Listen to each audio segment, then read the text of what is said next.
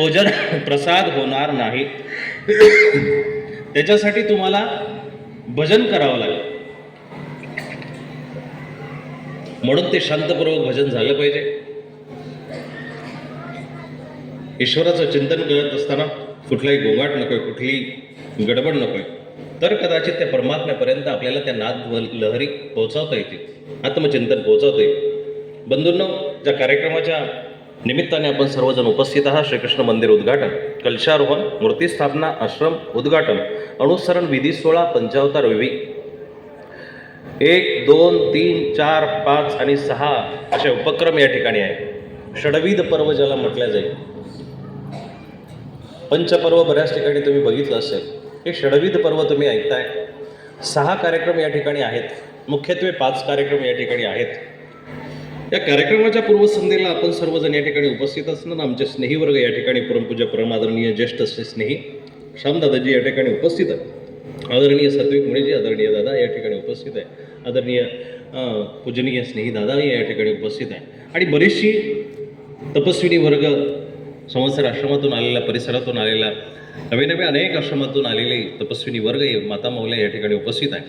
तिकडे आश्रमामध्ये सुद्धा जे कार्यक्रमाचे आयोजक आहेत, परमपूज्य परमादरणीय यशाधिष्ठित जितेंद्र मुनी भोजने, तपस्विनी मंगलताई भोजने आणि समस्त ग्रामस्थ पंचकृषीतील सद्भक्त त्या ठिकाणी उपस्थित आहे. उद्याच्या कार्यक्रमाची जी अध्यक्ष मंडळी आहे त्याच्यामध्ये परमपूज्य परमादरणीय विकास पुरुष म्हणून ज्यांची ख्याती सर्वदूर पसरलेली आहे, असे सगळेच धर्मसम्राट अमरावती निवासी मोठे बाबाजी त्या ठिकाणी उपस्थित आहे. अखिल भारतीय महानुभाव परिषदेचे ते अध्यक्छ आहेत. परमपूज्य परमादरणीय पट्टाधिष्ठित महंत श्री वर्धनस्थ बाबाजी त्या ठिकाणी उपस्थित आहे. सेलू निवासी बाबाजी त्या ठिकाणी उपस्थित आहे. ज्या गुरु परंपरेला अनुसरून हा मार्ग आणि ही परंपरा चालू आहे, ते गुरुवर्य परमपूज्य आचार्य श्री वयोवृद्ध ज्ञानभास्कर असे असलेले शहादा निवासी बाबाजी, त्यांच्या आशीर्वादाने प्रसन्नतेने हा कार्यक्रम या ठिकाणी पार पडतोय.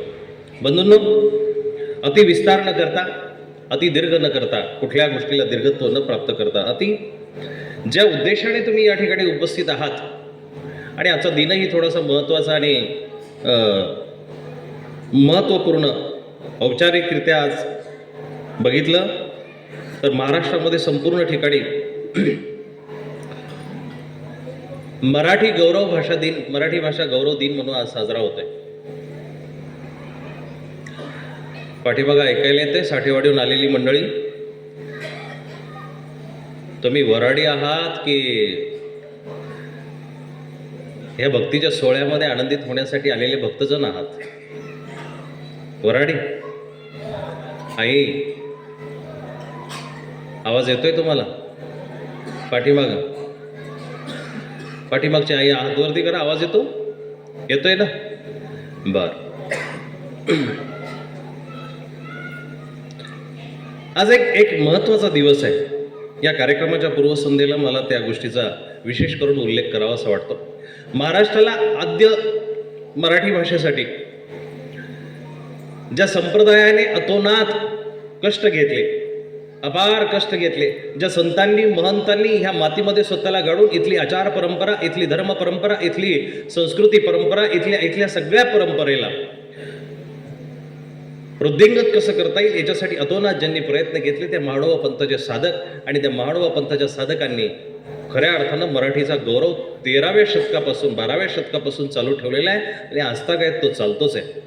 त्या मराठीच्या गौरवाचा दिन दिवस आज या ठिकाणी साजरा होतोय. महाराष्ट्रभर त्याचं कोडकौतुक होत असताना माडवा संप्रदायाचं जे योगदान आहे त्या मराठी भाषा दिनासाठी, ते आवर्जून या ठिकाणी सांगावं असं वाटतं की पहिला मराठीमधला जो ग्रंथ आहे, आद्य ग्रंथ लीळाचरित्र, जी माणसं अज्ञात असतील, तपस्वी आणि धर्म बंधूंसाठी हे विवेचन नाही आहे.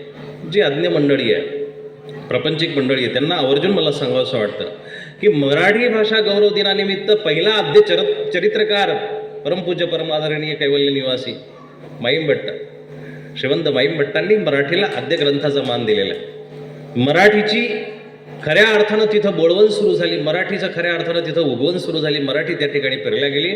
म्हणून आद्य चरित्रकार महानुभाव संप्रदायाने महाराष्ट्राला दिलेलं आहे. चरित्र त्याच्यापूर्वी कुणाचे लिहिल्या गेलेले नाहीये. पहिला मराठीतला सूत्रकार केशवभासांसारखा सूत्रकार महानुभाव संप्रदायाने मराठीला दिलेला आहे, महाराष्ट्राला दिलेला आहे. तिसरा महत्वाचे व्याकरणकार विश्वाचार्यांसारखे व्याकरणकार महानुभाव संप्रदायाने दिलेले आहे. टीकाकार, शास्त्र टीकाकार 24 टीकाकार आहेत. पक्षांतराची ती मतप्रणाली, त्याच्यामध्ये 24 महत्वाच्या आचार्यांचं जे योगदान आहे त्या टीकाकारांना महानुभाव संप्रदायाने जन्म दिला आहे. कार्यक्रमाच्या पूर्वी हाही एक महत्वाची बाब लक्षात घेणं गरजेचं आहे. आपल्या कानापर्यंत जे आलेलं असतं आपण त्याला सत्य मानतो, पण दादा, इमारत उभी असताना त्याच्या पायामध्ये किती दगड स्वतःचं आत्मबलिदान करून बसलेले, स्वतःचं अस्तित्व लोपून बसलेले, याची कोणाला सहजासहजी जाणीव येत नाही. इमारत आपण सुशोभित झाल्यानंतर त्या इमारतीला मस्तपैकी तिचे फोटो घेतो, तिला सुशोभित असं नामकरण करतो, तिच्याकडे बघून आपण प्रफुल्लित होतो, आनंदित होतो. परंतु त्या इमारतीच्यासाठी किती दगडांनी आपलं बलिदान दिलेलं आहे हे खऱ्या अर्थानं लक्षात घेणं तितकंच गरजेचं आहे. पायाशिवाय इमारत उभी राहू शकत नाही.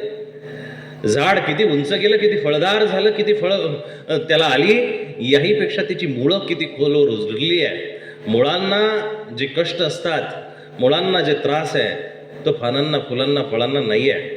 मुळांना दगडं छेदावी लागतात, बेदावी लागतात. ती मुळं पाण्याच्या प्रकर्षाने आणि पाण्याच्या शोधासाठी दगडांना भेदून त्या पाण्यापर्यंत पोचतात आणि तेव्हा झाड जिवंत राहत असतं. आज मराठी भाषा जर जिवंत राहिली असेल तर त्याला सगळ्यात मोठं आणि सगळ्यात महत्त्वाचं योगदान महानुभाव संप्रदायाचं आहे. सगळ्यात मोठं.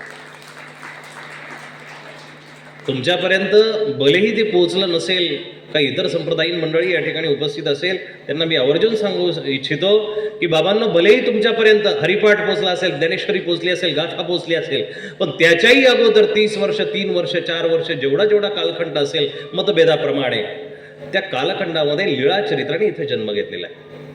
त्या कालखंडामध्ये माईन भट्टासारखा लीळा चरित्रकार या ठिकाणी जन्म घेतो आणि षटशास्त्र संपन्न विद्वान, अनेक राज्यांमधून ज्यांनी डिग्र्या प्राप्त केल्या, पदव्या प्राप्त केल्या, ते मराठीला मोठं करण्यासाठी सर्वज्ञ श्री चक्रधर प्रभूंच्या पाठीमागं त्यांची बोटं धरून चालतात. सर्वज्ञांना गुजराती मोठी करता आली असती, बंगाली मोठी करता आली असती, नवे मध्य देशातली तिथली माधवी मोठी करता आली असती, माद्री मोठी करता आली असती, व्रजभाषा मोठी करता आली असती, हिंदी मोठी करता आली असती, पाकिस्तानातली उर्दू ही काही परिसरामध्ये त्या ठिकाणी होती तीही मोठी करता आली असती. परंतु जी महत्वदायी मराठी भाषा जी होती तिला मोठं करण्यासाठी सर्वज्ञ या ठिकाणी याच करता आले. कारण ही भाषा महंत आहे, हे राष्ट्र महंत, ही भाषा महंत, आणि इथली माणसंही महंतच असली पाहिजे. महंत शब्दाचे 2 अर्थ आदरणीय दादा.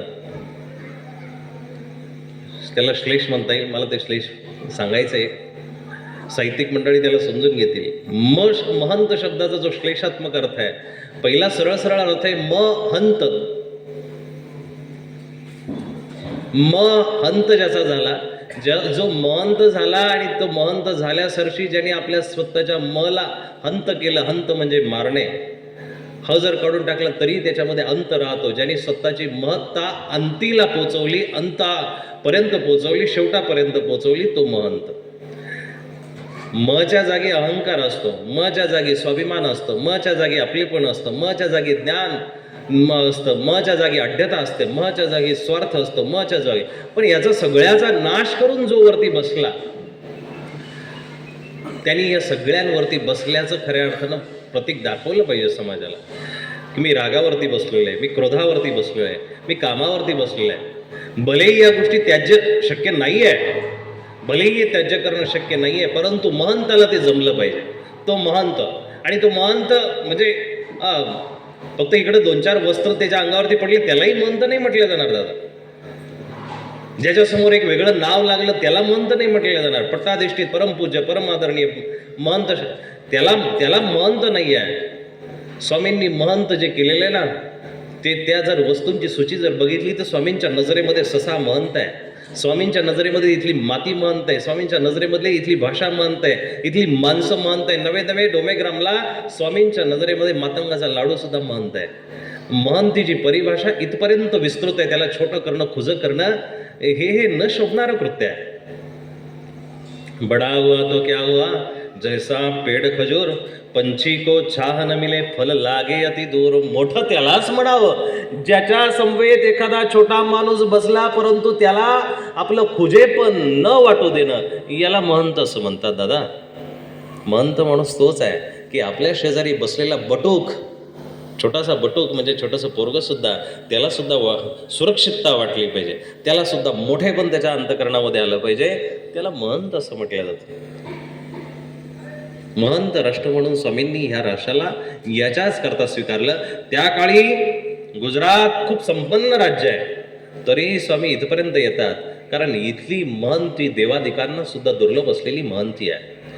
इथलं महत्व देवादिकांना दुर्लभ असलेलं महंत आहे. म्हणून हे महंत राष्ट्र ते महाराष्ट्र, हा महाराष्ट्राच्या गौरवाचा दिवस म्हणजे आज मराठी भाषा गौरव दिन आहे. त्याच्यामध्ये बऱ्याचशा सांगण्यासारख्या गोष्टी आहेत. काही माणसं म्हणतील की बाबा तुम्ही तुमचंच सांगता, तुमच्या पंथाचंच सांगता, संप्रदायाचंच सांगतात, बाकीच्यांचं आहे की नाही? मगाशी सांगितल्याप्रमाणे ज्यांनी जमिनीत गाडून घेतलं तो महत्त्वाचा आहे. बाकीच्यांचं आहे ना, बाकीच्यांनी प्रत्येकाने फांद्यांसारखं काम केलेलं आहे, काहींनी पानांसारखं काम केलेलं आहे, काहींनी फळासारखं काम केलेलं आहे, काहींनी फुलासारखं काम केलेलं आहे, काहींनी शेंड्यासारखं काम केलेलं आहे. पण खोडाला विसरून चालणार नाही. खोड महत्त्वाचंच आहे. खोड इतकं महत्त्वाचं आहे, सगळ्या पद्धती, भाषेमध्ये खोड महत्त्वाचं आहे, देवामध्ये खोड महत्त्वाचं आहे, भक्तीमध्ये खोड महत्त्वाचं आहे. रहिमन जडसिंची एक आहे को शाख, भक्ती करत असताना खोडाला पाणी ज्याप्रमाणे घातल्यानंतर शाखाला, पानांना, फळांना आपल्या आपण जातं, तसं भक्ती करत असताना एका देवाला वंदन केलं, अनन्य भावाने त्याची भक्ती केली की ते अनेक शक्तीपर्यंत पोहोचत असतं. म्हणून ते मूळही तितकंच महत्त्वाचं आहे. त्या मुळालाही वंदन करणं महत्त्वाचं आहे, मुळाला समजून घेणं महत्त्वाचं आहे. म्हणून महाभाष्यकार महानुभाव संप्रदायाने दिले. प्रमेयकार, बंधकार, कथाकार, रचनाकार, कवयित्री महानुभाव पंथातील आहेत. आद्य कवयित्री म्हणून ज्या माऊलीला मान मिळतो ती महादाईसा या महानुभाव पंथातली अग्रणी तपस्विनी आहे. म्हणून त्यांचं सगळ्यात महत्त्वाचा इथं उल्लेख करणं म्हणजे आपल्या जीवेला पवित्र करणं आहे. आज त्या सगळ्या महात्म्यांचा, सर्वज्ञ श्री चक्रधर प्रभू पासून चालत असलेला एवं परंपरा प्राप्त आपल्यापर्यंत सगळ्या पोहोचलेल्या महात्म्यांना वंदन करणं आज कर्मप्राप्त ठरेल.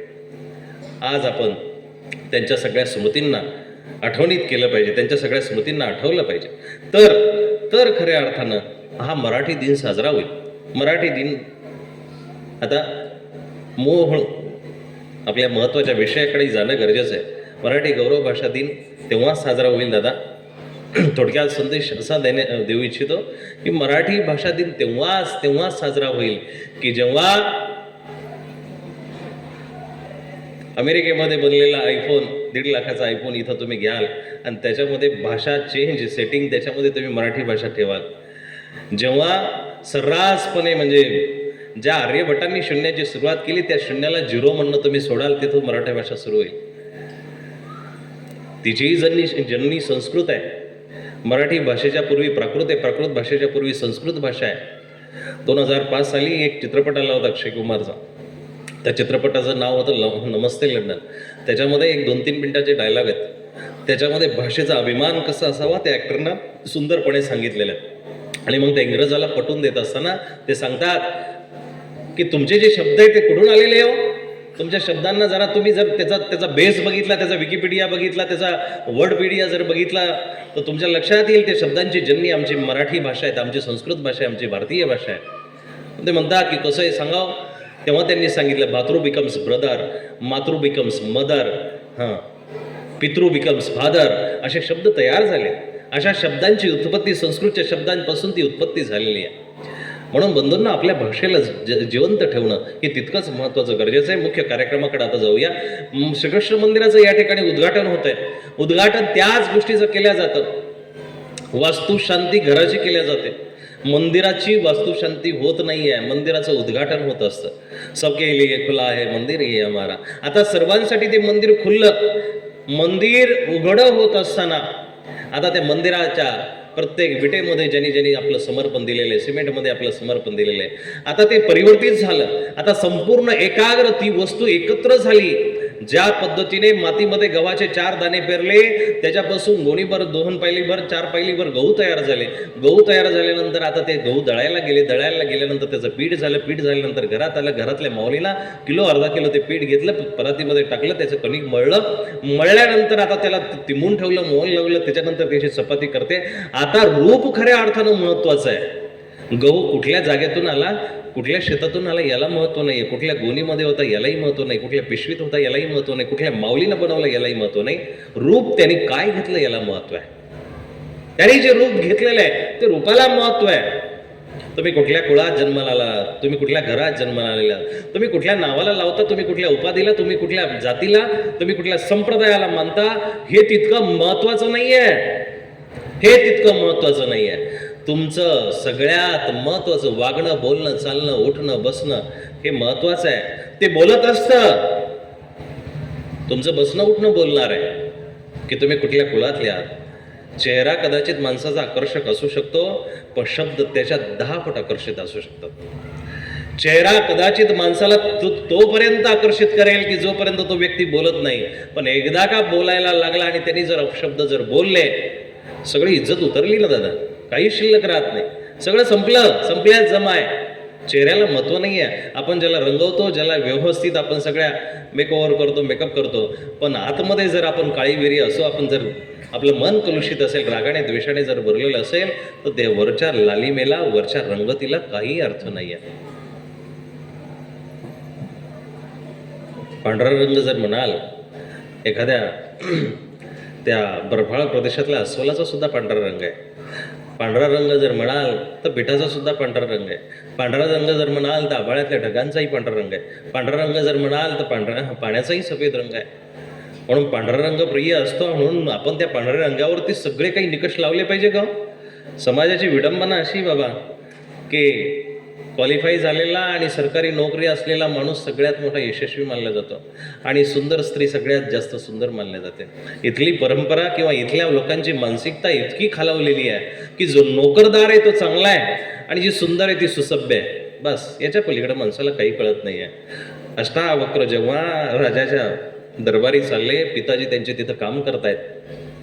अष्टावक्र नावाची गीता आहे भगिनींनो, कधी वाचण्यात आली तर वाचा. ते राज दरबारी चालले होते आणि चालता चालता खूप ज्ञानी, प्रचंड विद्वान वडील त्या ठिकाणी त्या राजाच्या दरबारी काम करतायत. आणि वडील काम करत असताना एक दिवस त्यांना ताप आलेला आहे आणि ताप आलेला असल्या कारणानं त्यांचे पिताजी अष्टावक्रांना म्हणता की बाळा, आज मला राज दरबारी जाता येणार नाही. आज जर मी तिथं गेलो तर माझं शरीर तुटेल, मला संदेश देता येणार नाही, मला राजाला काही सल्ले मसलत सांगता येणार नाही. तू एक काम कर, राजाच्या दरबारी जा आणि इतका संदेश दे की पिताजी आज आजारी आहे आणि ते तुमच्या दरबारापर्यंत येणार नाही.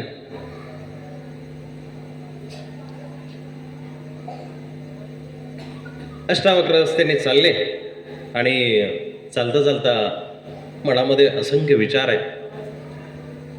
ते विचार करत, शास्त्र चिंतन करत करत राजाच्या दरबारी पोहोचले. राजाच्या दरबारामध्ये पोहोचले, द्वारपाल त्यांच्यावरती हसायला लागले. थोडेसे पुढे गेले, राजसभा बसलेली होती. जसं राजमहालात त्या राज दरवाजामधून प्रवेश केला तसे सगळी जेवढी विद्वानांची सभा होती ती विद्वानांची सभा खिकी करून हसायला लागली. अष्टावक्रांनी सगळ्यांच्या चेहऱ्यावरती नजर फिरवली आणि राजाच्या दरबारापर्यंत, राजाच्या सिंहासनापर्यंत पोहोचले. राजाच्या सिंहासनापर्यंत पोहोचले आणि राजा सुद्धा थोडासा मिश्किलपणे हसताना त्यांना दिसला. पहिलं वाक्य अष्टावक्रांनी राजाला म्हटलं की राजासाहेब माफ करा, जो दंड द्यायचा असेल तो दंड देऊ शकता, पण माफ करा. मला वाटतं तुमच्या दरबारामध्ये कोणीही विदुषी विद्वान नाही आहे, सगळे सांभार आहेत. राजा अवाक झाला. अरे, असं बोलण्याची तुमची हिंमत कशी झाली? म्हटलं राजासाहेब, म्हटले अहो, दरवाजापासून, तुमच्या गेटपासून जी माणसं तुमच्या दरवाजामध्ये बसलेली आहे ती फक्त माझ्या चमडीक बघणारी बसलेली आहे. मी 8 ठिकाणी वाकडा आहे, ठीक आहे, माझ्या शरीरामधली ही विकलांगता आहे, पण माझा आत्मा विकलांग नाही आहे साहेब. माझा आत्मा सरळ आहे आणि तो ज्ञानाने प्रचूर मात्राने भरलेला आत्मा आहे माझा. म्हटले असं कसं? सगळे चुप्प झालेत, सगळे त्यांच्या चेहऱ्याकडे बघतायत. आणि मग जेव्हा अष्टावक्रांनी जेव्हा गीता सांगायला सुरुवात केली दादा, जेव्हा त्यांनी ज्ञान द्यायला सुरुवात केली, त्यावेळेस राजा अवाक झाला आणि धाड दिशी आपल्या सिंहासनावरून उठला आणि अष्टावक्रांच्या पाया पडला. म्हणतात 1.25 तासापर्यंत अष्टावक्रांनी त्या राजाला निरोपण केलं होतं आणि ती अष्टावक्र गीता म्हणून प्रसिद्ध आहे. चेहऱ्याकडं, शरीराकडं, तुमच्या चालीकडं, तुमच्या भौतिक असलेल्या संपत्तीकडं बघून हा भौतिक समाज खुश होऊ शकतो, पण आध्यात्मिक प्रकृतीचा माणूस तुमच्या भौतिकतेला खुश होणारा नाही आहे. आध्यात्मिक प्रकृतीचा माणूस तुमच्या अंतरंगामध्ये परमात्मा किती विराजमान आहे, तुमच्या अंतरंगामध्ये परमात्मा किती स्थापित आहे, तुमच्या अंतरंगामध्ये परमात्म्याचं किती वास्तव्य आहे, याच्यावरती खुश होत असतो, याच्यावरती खऱ्या अर्थानं खुश होत असतो. म्हणून तुम्हाला तुमच्या अंतरंगातले रंग बदलणं गरजेचं आहे. श्यामना रंगाऊ मैं तो हरिना रंगाऊ, श्यामना रंगाऊ मैं तो हरिना रंगाऊ, धोबिया धोए चाहे सारी उमरिया, ओ श्याम पिया मोहे रंग दे चुनरिया. इथं आवाज येऊन ऐका ना, त्याचा आवाज हटतोय खूप, कमी करा कमी करा. ओ श्याम पिया मोहे रंग दे चुनरिया, रंग दे चुनरिया, रंग दे चुनरिया, रंग दे चुनरिया, श्याम प्रिया मोहे रंग दे चुनरिया. एका गवळणीचं मागणं आहे देवाकडे, कृष्णाकडे मागणं आहे की तुला रंगवायचं असेल तर इतर सप्तरंगामध्ये मला रंगवू नको, तुझ्या रंगामध्ये रंगव. आणि असा रंग दे, अशा माझ्या अंतकरणाला रंग रंगू दे की जेणेकरून धोबिया दोहेच्या सारी उमरिया, धोब्याने भलेही हजारो वर्षापर्यंत माझं अंतरंग धुतलं, वस्त्र धुतलं, तरी तो रंग जायला नको. हे भक्तीचं प्रतीक आहे दादा. आज या ठिकाणी आता वेळ कमी आहे, तुम्ही खूप उशिरा इथे येऊन बसले, सगळ्यांच्या पोटामध्ये कावळी ओरडायला सुरुवात झाली असेल. ज्ञान यज्ञ महत्वाचा आहे दादा. ज्या व्यक्तीला ज्ञान ऐकताना कंटाळा येतो, ज्या व्यक्तीला ज्ञान ऐकताना जांभळा येतात, ज्या व्यक्तीला ज्ञान ऐकताना प्रपंच आठवतो, लक्षात घ्या की अनंत वेळा यानंतरही किती वेळा तुम्ही मंदिरामध्ये गेले आणि स्मरण जरी केलं तरी हे पुनरपी जननम पुनरपी मरणम हे रहाट गाडगं तुमचं बंद होणार नाही. ते बंद करण्यासाठी तुम्हाला ज्ञानाचा आश्रय घ्यावाच लागेल. जोपर्यंत तुम्ही ज्ञानाश्रित होत नाहीये तोपर्यंत उद्धार निश्चित नाही आहे. म्हणून ते ऐकावं, भलेही ते कदाचित कंटाळवाणं वाटत असेल, भलेही कदाचित आपल्याला त्यावेळेस आपलं चित्त लागत नसेल, मन लागत नसेल. म्हणतो बावरा, मन इकडं तिकडं ओढणारच आहे तुम्हाला. त्या चंचल मनाला आपल्याला स्थिर करावं लागेल आणि स्थिरम आसन मात्मन, त्याला स्थिर ठेवून आपल्याला परमात्मा प्रतिष्ठित करण्यासाठी आसन द्यावं लागेल. 2-3 महत्वाचे इथले जे कार्यक्रम आहेत त्याला मला विशेष करून बोलायचं होतं, परंतु वेळ खूप कमी आहे. बोलता बोलता तुम्ही म्हणाल की आता शिकत सुरुवात झाली. बाबा 38 मिनिटं झाली, 1 तास प्रवचन करायचं नाही, 38 मिनिटं संपत आले. उद्घाटन मंदिराचं जे होतंय ना, तिथं उद्घाटन भलेही वास्तूचं होत असेल, मंदिराचं होत असेल, पण असा एक सुवर्ण दिन तुमच्या जीवनामध्ये, सुवर्ण क्षण यायलाच पाहिजे की तुमच्या अंतरात्म्याचं सुद्धा उद्घाटन तुम्हाला झालं पाहिजे. तुमचा अंतरात्मा सुद्धा एक दिवस प्रतिपश्चंद्र लेखेव वर्धिष्णुर विष्णू वंदिता, त्या प्रतिपदेच्या चंद्रासारखा पुलकित झालाच पाहिजे, प्रकाशमान झाला पाहिजे. तेव्हा खऱ्या अर्थानं या अशा मंदिरांचे उद्घाटन तुम्ही अटेंड केले हे साबित होईल. नाहीतर नळे पुंकिले सोनारे इकडून तिकडं गेले वारे, जसं एखादं ज्ञान वारं कानामध्ये गेल्यानंतर इकडून तिकडं निघून जात असतं, ते वारं जसं कानात थांबत नाही, तसंही ज्ञान, तसेही प्रसंग जर तुमच्या जीवनात येत असेल, जीवनाला तुमच्या परिस्पर्श झालाच नाही, मग समजून घ्या. ईश्वराला विनंती करायची असते, परमात्म्या बघा ना, या इंद्रियाचे अधीन जेवढी माणसं झाली, जेवढे प्राणी झाले, त्यांचा नाश झालेला आहे. प्राण्यांचे एक इंद्रिय ऍक्टिव्ह असतात, माणसाचे पंचेंद्रिय ऍक्टिव्ह आहेत, चालू आहेत. थोडंसं जरा कान देऊन ऐकलं तर तुमच्या लक्षात येईल मी काय सांगतोय. प्राण्यांमध्ये 5 प्राण्यांची उदाहरणं मी तुम्हाला सांगतो. जे फुलपाखरू आहे, त्या फुलपाखराचे डोळे ऍक्टिव्ह आहेत, फक्त नेत्र इंद्रिय ऍक्टिव्ह आहे. आणि मग ते फक्त एक नयन, डोळे ऍक्टिव्ह असल्या कारणानं त्या डोळ्याखातीर त्याचा मृत्यू होतो. 14 दिवसाचं जीवन आहे बाबा, पण 14 दिवस प्रत्येक फुलावरती ते बसतं आणि त्याला पुढचं फुल दिसतं म्हणून ते लगेच उडून जातं. इंद्रिया खातीर त्याचा मृत्यू होतो, 14 दिवसामध्ये त्याचा मृत्यू होतो, त्याला जीवन जगता येत नाही. दुसरं मासा आहे, मासा हा जिभेच्या अधीन आहे, सदैव जिभेच्या अधीन आहे, सदैव जिभेच्या अधीन आहे. जे भेटेल ते खाण्याची इच्छा आहे त्याची.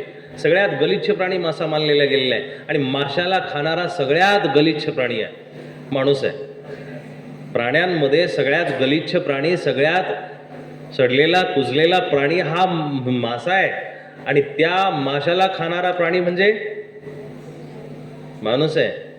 कबीर खूप सुंदर वर्णन करतात दादा, पण ते वर्णन आता इथं सगळी आस्तिक माणसं बसलेली, परंतु कदाचित ह्या समाज माध्यमांच्या द्वारे हा संदेश भरपूर लोकांपर्यंत जाईल.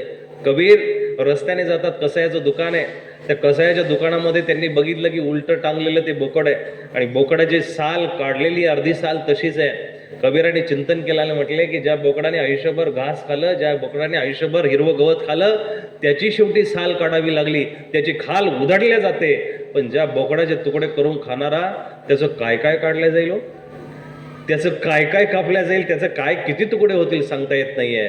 बंधूंनो, हे जीवन अर्पण करत असताना, परमात्म्या चरणी देत असताना आपलं उठणं बसणं खाणं पिणं रडणं चालणं बोलणं सगळं त्याच्या चरणी जर अर्पण केलं किंवा त्याला स्पर्शून जर तुम्ही जगले ना, तुमचं जीवन कृष्णमय झाल्याशिवाय राहणार नाही. पण प्रपंचाला स्पर्शून जर तुम्ही जगत असाल तर ते तुमचं जीवन नरकमय आहे, ते नरकमय झाल्याशिवाय राहणार नाही. आपल्याला कुठल्या स्पर्श करायचा, कुठल्या गोष्टीचा आपल्या जीवनाला स्पर्श करायचा हे आपल्या हातामध्ये आहे. आपलं खान पान, उठणं बस, यत करोशी, जे करताय ते चांगलं असलं पाहिजे, यदस्नाशी, जे खाताय ते चांगलं असलं पाहिजे, यज्जुहोशी, जे देताय ते पण चांगलं असलं पाहिजे. आमच्या भगवद्गीतेमध्ये 5व्या अध्यायामध्ये जो श्लोक आलेला आहे, असं पवित्र जीवन करण्यासाठी तो व्यक्ती कृष्णार्पित असला पाहिजे, कृष्ण कृपा अंकित असला पाहिजे. त्याचं पश्चन शृण्वन स्पृशन जिग्रन नश्चन गश्चन स्वपन श्वसन प्रलपन विसृजन गृह्णन या सगळ्या अवस्था भगवंताला त्याला अर्पण करता आल्या पाहिजे.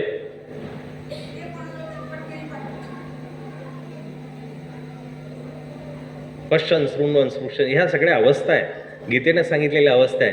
पाहताना, हसताना, बोलताना, चालताना, खाताना, पिताना, रडताना, झोपताना, उठताना, बसताना, या सगळ्या अवस्थेमध्ये त्याला परमात्मा आठवला पाहिजे. या सगळ्या आठवल्या म्हणून कबीरांनी सुंदर असं रीतीने दोह्यांमध्ये सांगितलंय, श्वास श्वास पर राम जप वृथा श्वास मत होय, क्या पता श्वास का फिर आवन होय न.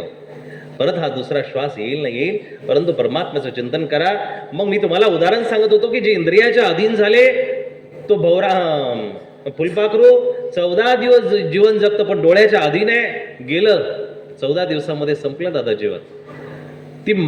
ती मासळी जिभेच्या अधीन आहे, मग ती काहीही खाते. मासळी हा सगळ्यात हीन प्राणी याच्याकरता मानला गेला की त्या सगळ्या समुद्रामध्ये पडणारी विष्ठा ती ग्रहण करते आणि विष्ठा सरळ सरळ ग्रहण नाही करत, तिचं बनलेलं शेवाळ ती खाते आणि त्याच्यावरती जगत असते. आणि ती जिभेच्या अधीन इतकी असते की ती जसं एखादं वस्तू पाण्याव्यतिरिक्त तिला दिसली की ती खाण्यासाठी सरसावत असते. आणि मग तो कोळी येतो, मासे पकडणारा येतो, गळाला थोडासा मांसाचा तुकडा लावलेला पाण्यामध्ये सोडतो आणि त्या माशाचं तोंड उघडल्या जातो आणि तो गळाला फास लागल्या जातो. जिभे खातीर त्याचा मृत्यू झाला, जिव्हा इंद्रियाच्या अधीन झाला, जिभे खातीर त्याचा मृत्यू झाला. तिसरा भवरा, तो भवरा कमळावरती बसतो, कमळावरती बसला त्या नाका खातीर त्याचा मृत्यू झालेला आहे. भवऱ्याचा नासिके खातीर मृत्यू झाला आणि नासिके खातीर मृत्यू होत असताना भवरा त्या कमळावरती बसल्यानंतर तो स्वाद ग्रहण करायला लागला, परागग्रहण पुकेसर ग्रहण करत असताना संध्याकाळ झाली, सूर्य अस्ताला गेला, तरीही त्याला त्या नाका खातीर त्या कमळावरून उठता येत नाहीये. आणि मग कमळ संध्याकाळी त्या कमलदल सगळे मिटल्या जातं, रात्रीचं ते कमळ पूर्णपणे मिटल्या जातं आणि मग झाडांना फोडणारा, लाकडाला फोडणारा, दगडाला फोडणारा तो भवरा त्या नाका खातीर त्याला सोडू शकत नाही, सोडताच येत नाहीये. पापी माणसाचंही तसंच आहे. महाभारताचं प्रमाण देतो दादा. दुर्योधनाला देव शेवटच्या समयाला विचारतात, तुम्ही ऐकताय ना सगळे, संपवायचं थोडं मोठ्याने. मागची मंडळी रमण दादा ऐकायला येते? अहो बुका यांना लागले, तुम्ही मस्तपैकी आयोजक आहे, तुमचं काय? नाही करतो आई, मी करतो, काही अडचण. जोपर्यंत आमचा वर्ग हे तुम्ही खुराक आहे, माझं वक्त्याचं खुराक श्रोते असतात, तुम्ही खुश आम्हालाही जोश येणार. डीजे जेवढा जोरात असतो तेवढा नाचणारा तो मदमस्त होत असतं. तुमचे कान जोपर्यंत माझ्यापर्यंत आहे तोपर्यंत मी मदमस्त होणार आहे. हे भक्तीचे रंग आहेत, तरंग आहेत. प्रवचन ही कला नाही आहे दादा. प्रवचन हा आत्मभाव आहे, आत्मप्रदर्शनाचा हा भाव आहे. प्रवचन ही कला नाही आहे. प्रवचन हे शब्दांचा खेळ नाही आहे. प्रवचन हा परमात्म्याप्रती असलेला समर्पित भाव आहे. आणि जेव्हा तुम्ही समर्पित भावनेनं त्याच्याशी संवाद साधता तो संवाद प्रत्येकाला ऐकायला गोड वाटत असतो. तो संवाद प्रत्येकाच्या कानामध्ये गुंजाराव करतो आणि ते शब्द अमृत होऊन निघत असतात. बवऱ्याला नाकावरती कंट्रोल ठेवता आलं नाही म्हणून त्याचा मृत्यू झाला. चौथा एक प्राणी आहे हत्ती. त्या हत्तीचा स्पर्शाखातीर मृत्यू होत असतो. एकदा हत्ती तरुण वयामध्ये आला, त्याच्या गंडस्थळामधून रजस्राव होतो आणि त्या रजस्रावाखातीर तो त्या हत्तीनीच्या शोधामध्ये एक हत्तीनीच्या स्पर्शाला भुलतो. आणि भुलल्यानंतर जेव्हा त्या हत्तीनीचा स्पर्श त्याच्या जीवनामध्ये येतो तेव्हापासून तो पागल होत असतो. सदैव त्याच्या गंडस्थळातून तो रजस्राव होत असतो. आणि स्राव होता शिकारी हेरतात आणि शिकारी हेरून मग त्या हत्तीची जी काही कमजोर बाजू आहे ती हेरतात आणि त्याच्यासाठी एक गवताचा बनवलेला हत्ती म्हणजे हत्तीने एका खड्ड्यावरती रचून ठेवतात. तो हत्ती कामोत्तेजक वेगाने तिकडून येतो आणि त्या गवताच्या हत्तीनीला आलिंगन देण्यासाठी पुढे सरसावतो. पण त्या गवताच्या हत्तीने खाली तिथं खड्डा खोदून ठेवलेला असतो. त्या हत्तीचा त्या खड्ड्यामध्ये पडून त्याच्यामध्ये सुळा ठेवलेल्या असतात आणि त्याचा तिथं मृत्यू होतो. स्पर्शाखातीर हत्तीचा मृत्यू झाला. आणि पाचवा हरिण आहे.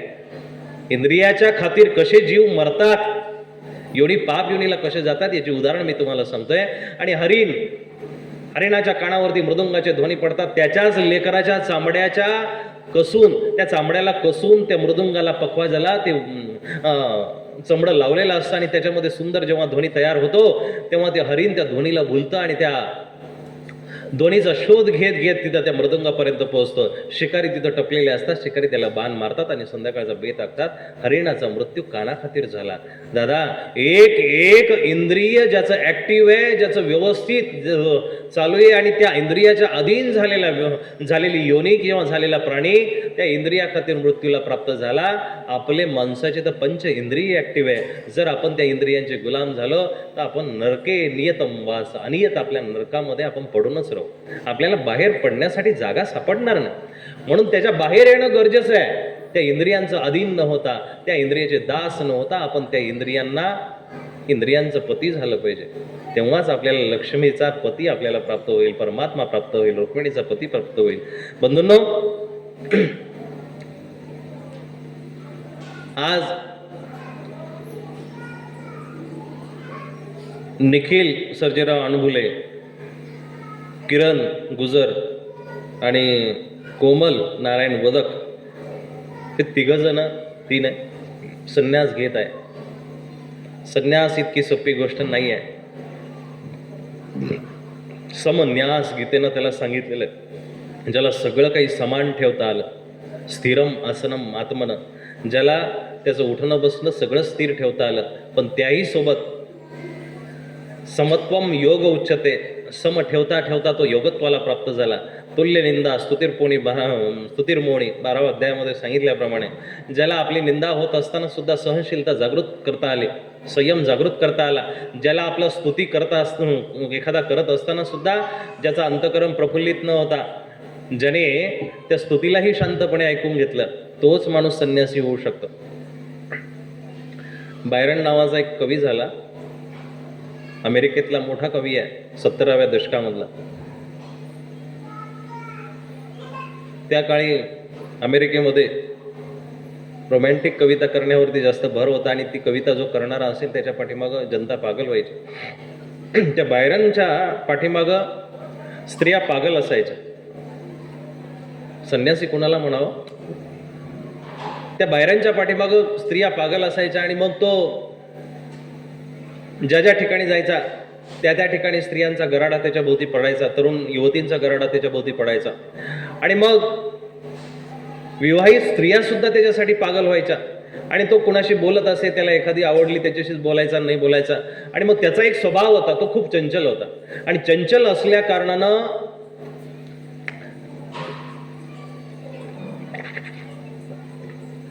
तो एका स्त्री सोबत 2 किंवा 3च दिवस राहायचा. जास्त टिकायचं नाही. 2 किंवा 3 दिवस जास्त झाले, काही सोबत तर 2 मिनिटं सुद्धा बोलत नसे. आणि प्रत्येक स्त्रीसोबत, तरीही त्याच्या पाठीमागे त्या बाया पागल होत्या. 2 दिवस जरी त्याच्यासोबत जगायला भेटले तरी त्या स्त्रिया म्हणायच्या काही हरकत नाही, आमचं जीवन धन्य झालं. आणि असा तो बायरन, इतकं त्याचं क्रेज होतं, इतकं त्याचं पागलपण होतं की ज्या हॉटेलमध्ये रेस्टॉरंटमध्ये तो जायचा, तिथून जर एखादं पती पत्नी तिथं बसलेले असले तर ते मागच्या दरवाजातून निघून जायचे. इतक्या स्त्रिया त्याच्या पाठीमागं पागल होत्या. पण एक दिवस झाला असं त्याचा एक शो चालू होता, कॉन्सर्ट चाललं होतं, आणि ते चालू असताना सगळ्या स्त्रिया त्याला भेटण्यासाठी आल्या. पण तिकडं कोपऱ्यामध्ये एक स्त्री उभी होती, विवाहित होती, नटून थटून आलेली होती, पण ती त्याच्याकडे काही आकर्षित झाली नाही. माणसाचं जीवन भावामध्ये नाही, अभावामध्ये आहे. जे प्राप्त आहे त्याच्यामध्ये माणूस खुश नाही आहे. जे प्राप्त आहे ते पर्याप्त म्हणणारा जगामध्ये विरळा माणूस आहे. त्याला आपल्या समोर पडलेला गराडा पाहून तो खुश नाही झाला, पण ती एकटी तिकडे उभी होती ना, ते शल्य त्याच्या मनाला लागला आणि बायरन पागल झाला. अहो, ज्या स्त्रियांनी बायरन होती गराडा घालावा आणि पागलासारखे त्यांनी त्या स्त्रियांनी त्याच्यावरती जीव वळवून टाकावा, पण अशी कोण अबला आहे की जी माझ्याकडे आकर्षित झाली नाही. मग तो त्याच्याकडे गेला आणि गेल्यानंतर तिला विचारलं की मोहतरमा तू कोण आहेस? ती म्हटली अशी अशी आहे, मी विवाहित, आताच माझा घटस्फोट झालेला आहे. तू या सगळ्या स्त्रिया माझ्या पाठीमागं पागल झाल्यात, पण तू माझ्याकडे आली नाहीस. म्हटले मी नाही आकर्षित झाले तुझ्याप्रती. तेच त्याला जास्त खचलं, त्याला जास्त ते वाक्य जे आहे ना ते खुपलं त्याला की मी तुझ्याप्रती आकर्षित झाले नाही. मग उलट झालं, तो तिच्याप्रती आकर्षित झाला. एवढ्या हजारो स्त्रियांचा गराडा, पण त्यांच्याकडे त्याचं दुर्लक्ष झालं, तो तिच्या पाठीमागं पागल झाला. आणि पागल होता होता शेवटी मग विनवणी करता करता शेवटी तिनं अट टाकली की मी तुझी तेव्हाच होईल की तू माझ्याशी विवाह करशील. आणि मग ती अट त्यांनी मान्य केली. ठीक आहे, विवाहाचा मुहूर्त ठरला. चर्चमध्ये ते गेले आणि चर्चमध्ये दोघांचा विवाह होतोय. संन्यासी कोणाला म्हणावं याचं मला तुम्हाला उदाहरण सांगायचं. आणि मग त्यांचा विवाह होतोय, मस्तपैकी डीजे वाजतोय, नगाडे वाजतायत, तिथले ढोल पथक सगळं वाजताय. आणि दोघांनी पाणीग्रहण केलं. दोघांनी त्या पादरी समोर आपली 7 जन्माच्या अनाभाका घेतल्या आणि दोघंही हातामध्ये हात घालून त्या चर्चच्या बाहेर पडतायत आणि चर्चच्या पायऱ्या उतरतायत. आणि उतरता उतरता म्हणतात की त्या बायरनचं तिथून जाणाऱ्या एका स्त्रीकडे लक्ष गेलं आणि व्याकुळ झाला. हो, अजून मेणबत्ते विझल्याच नाहीये, अजून हातामध्ये हात आहे, आणखी त्या स्त्रीचा मेकअप तसंच आहे, सुगंध तसंच आहे, हा गळ्यातला माळाही तशाच आहे. पण त्या क्षणी तो दुसरीकडे आकर्षित झाला. आणि दुसरीकडे आकर्षित झाल्यानंतर त्या स्त्रीला, जिचा हात हातामध्ये आहे, तिला म्हणतो माफ कर, माझं मन भरलं, मी आता तुझ्यासोबत याच्या पुढे येऊ शकत नाही. ती म्हटली अहो, आत्ताच आपण हात पाणी ग्रहण केलंय, आत्ताच आपण आता एकमेकाच्या स्वेर कसमा आना भागा खाल्लाय, आता तुम्ही असं म्हणता? नाही, मला तुला प्राप्त करेपर्यंतच माझा हव्यास होता, आता माझी इच्छा नाहीये. तेन त्यक्तेन भुंजिता, हे संन्यासी असण्याचं प्रतीक आहे की भोगल्यानंतर जेव्हा त्या वस्तूमध्ये जीव राहत नाही, संन्याशाला हे जमलं पाहिजे. जी वस्तू समोर आहे ती एकदा बघितली, हातावरती आली, परत ती खाण्याचा मोहन जागृत होणे, ती घेण्याचा मोहन जागृत होणे, त्या वस्तूपर्यंत जाण्याचा मोहन जागृत होणे. जे पहिल्यांदा एव्हरेस्टवरती गेले ना, त्यांना विचारलं का हो, ते पुण्याचे होते. म्हटले तुम्ही त्या पार्वतीवरती गेले असते तरी चाललं असतं, एव्हरेस्टपर्यंत कशाला गेले?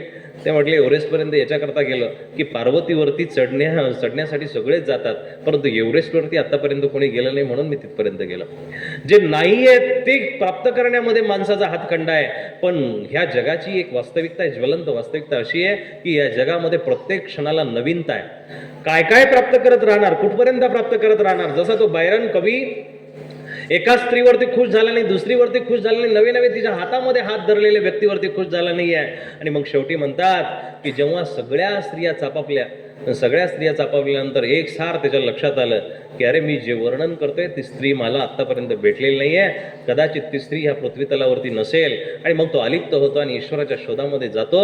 तेव्हा त्याच्या लक्षात आलं खरं सुख, खरं सौंदर्य, खरं प्रेम त्या परमात्म्यासोबतच होऊ शकतं. या जगामध्ये असलेल्या जीवांप्रती कधीही प्रेम होऊ शकत नाही. या जगामध्ये असलेले जीव जेवढे असतील त्या सगळ्यांमध्ये नश्वरता आहे. शाश्वत फक्त परमात्म्यामध्ये आहे, शाश्वत फक्त परमात्मा आहे. म्हणून त्या परमात्म्याला अनन्यास चिंतयन्तो माम हे जना परिभासते तेषां नित्य अभियुक्तानां योगक्षेमं वहाम्यहम्. तुमचा सगळा योगक्षेम चालवणारा जो परमात्मा आहे त्या परमात्म्यापर्यंत आपल्याला गेलं पाहिजे. हे आज अनुसरण घेणाऱ्या या नवयुवकांनी तुम्हाला दाखवून दिलेलं आहे. जीवनाचा एक क्षण असा यायलाच पाहिजे की त्यावेळेस हे सगळं समर्पित करता आलं पाहिजे. तेरा तुझको सौंप दे क्या लागत है मोर, तेरा तुझको सौंप दे क्या लागत है मोर, मेरा मुझ में कुछ नाही जो लागत सो तोर. हे परमात्मा दयाघना, अनंत काळापासून मी भरकडत चाललोय, पण तू अनंत असलेला, आनंद घन असलेला परमात्मा, गतीर भरता प्रभू साक्षी, माझं भरम पोषण करणारा, योगक्षमन चालवणारा, मी तुला विसरून गेलोय. आता माझ्या जीवनाचं खऱ्या अर्थानं पदार्पण तुझ्या चरणापर्यंत जातंय, तर त्याला तू स्वीकार कर. आता वेगळा विडा तुला अर्पण करायचं नाहीये, वेगळी वस्तू मला तुला अर्पण करायची नाहीये. मला आता तुला आदरणीय गुरुवरे बाबांच्या भाषेमध्ये जर सांगायचं ठरलं तर नागपत्र कराचे हे नारियळ परिसर. माझे हात, दोन्ही हातच आता पाण्यात, माझं डोकं आता खऱ्या अर्थानं नारळ झालेलं आहे, त्याच्यावरती माझ्या श्रद्धेची दक्षिणा ठेवतोय. नागपत्र कराचे हे नारियळ परिसर, प्रतिज्ञा ही सुपारीची. माझी प्रतिज्ञा आहे की त्वमेव माता पिता त्वमेव बंधू त्वमेव सर्व, इथून पुढे तू सगळं काही तूच असणार आहे, ही माझी प्रतिज्ञा आहे. आणि प्रतिज्ञा ही सुपारीची, भाव विडा तूच अर्पितो. ही प्रतिज्ञा, ही आन, ही भाग आज ही 3 लेकरं घेत आहेत.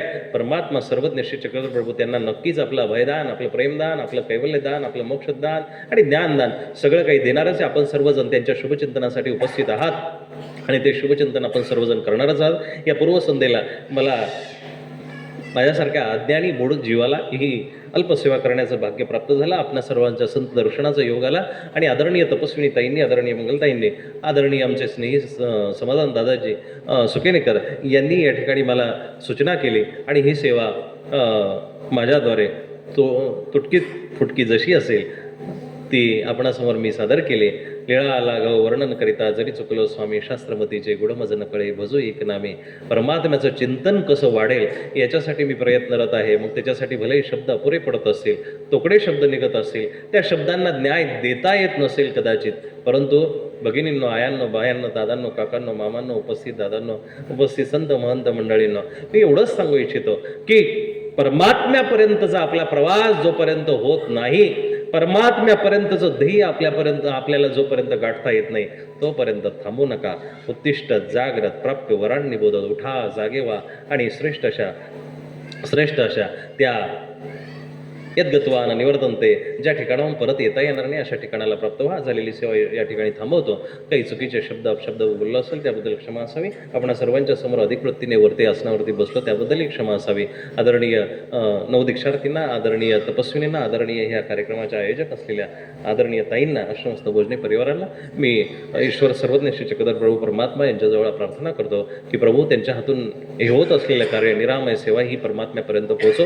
त्यांची क्रिया अशीच ऊर्ध्व क्रिया होत राहू. आणि या कार्यक्रमासाठी आलेले सर्वच आपण जे काही श्रावक वर्ग असेल, जे काही दानवीर असतील, त्या सगळ्यांचं दान ईश्वरापर्यंत पोहोचो अशी शुभकामना व्यक्त करतो. झालेली सेवा ईश्वरार्पण करतो. दंडवत प्रणाम. सर्वे भवन्तु सुखिनः, सर्वे सन्तु निरामय, सर्वे भद्राणि पश्यन्तु मा कश्चित् दुःखभाग्. श्री गोपाल कृष्ण. यानंतरची सूचना. धन्यवाद बाबाजी. बाबाजींनी आपल्या सुमधुर शुभवाणीने आपल्या सर्वांच्या ज्ञानतृषेला बाबाजींनी सिंचित करून आपल्याला कृतकृत्य केलं. धन्यवाद बाबाजी. बाबांचा आपण टाळ्यांच्या गजरामध्ये कृतज्ञता व्यक्त करूया. धन्यवाद बाबाजी. यानंतर उपस्थित सर्व संत महंत, तपस्विनी माता भगिनी आणि या ठिकाणी